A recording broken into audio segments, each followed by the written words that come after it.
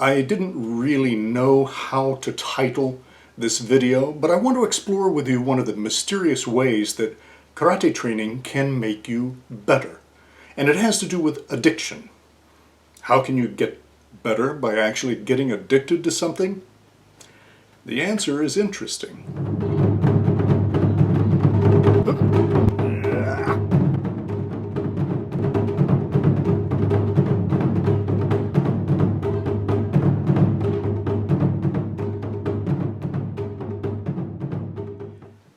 Years ago, I had an annoying friend who had trained at one of those belt factory type schools where there wasn't a very strong spirit and they never actually tried to hit each other.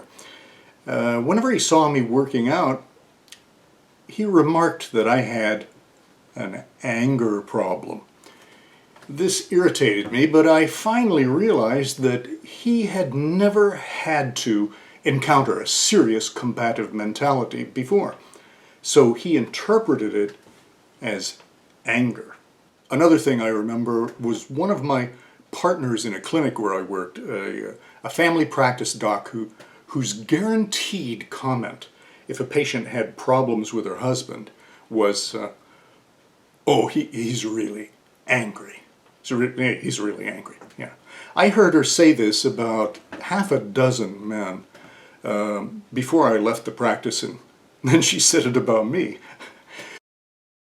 People who are insecure are really intimidated by anyone who seems like they have power. And anger actually does generate a kind of power. Science has found that while all emotions cause neurochemical changes in the brain, anger has a bigger impact. Now, anger without being hitched to a logical train of thought is dangerous, as we all know. This is because it overrides all the rational blocks to impulsive behavior. It stems from the primitive limbic system in the brain, where automatic emotions like fear and pleasure reside.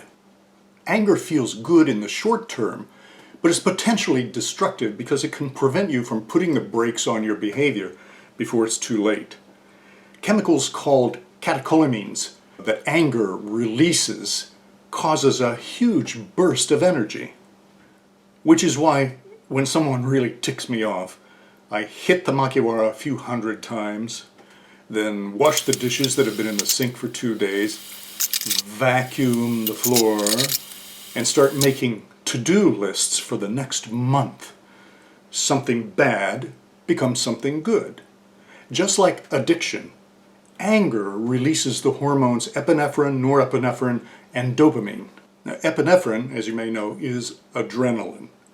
And that's why you get an increased sense of strength. You feel more alive. Can you relate?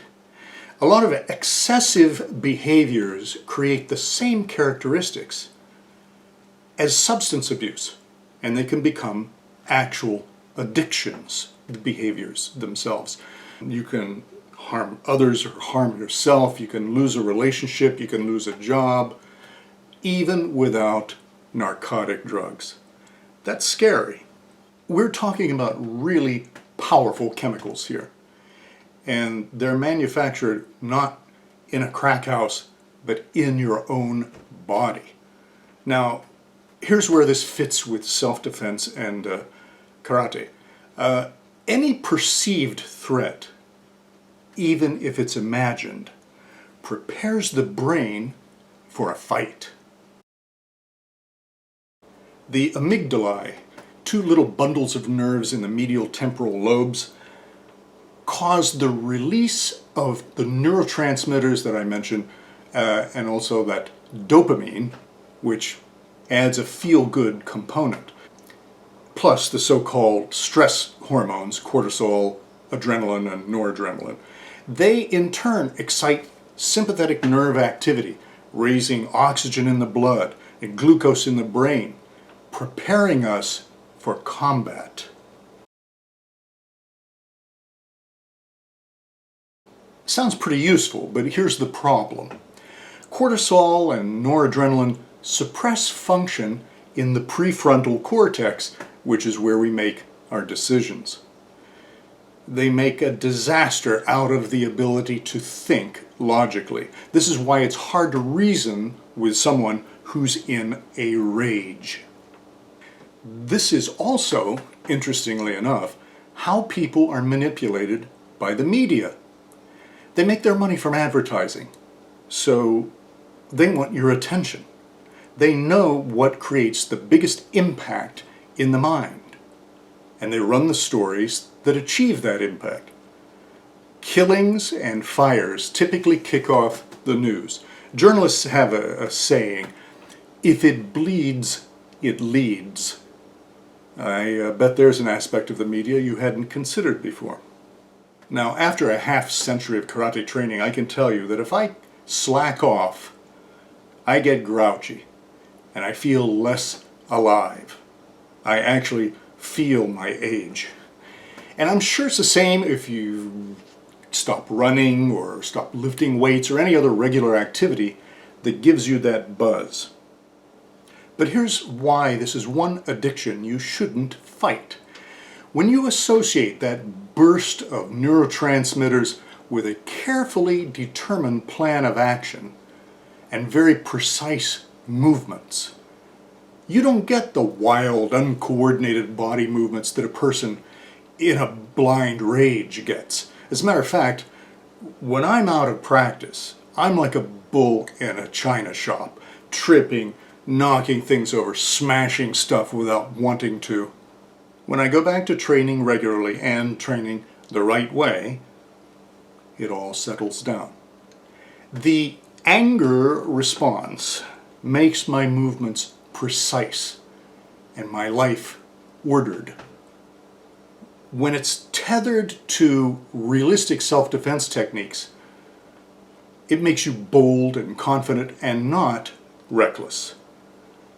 People are reckless when they have that chemical soup in the brain and they don't associate it with anything positive. You just have to make sure that your practice sessions reproduce that feeling of danger. That doesn't mean that you have to work out with a bunch of psychos like I did when I was young. Remember, any threat, even if it's imaginary, has the same result in the brain. But without it, you're just going through the motions. Scare yourself. Just another way old-style karate has been making people and their lives better for hundreds of years.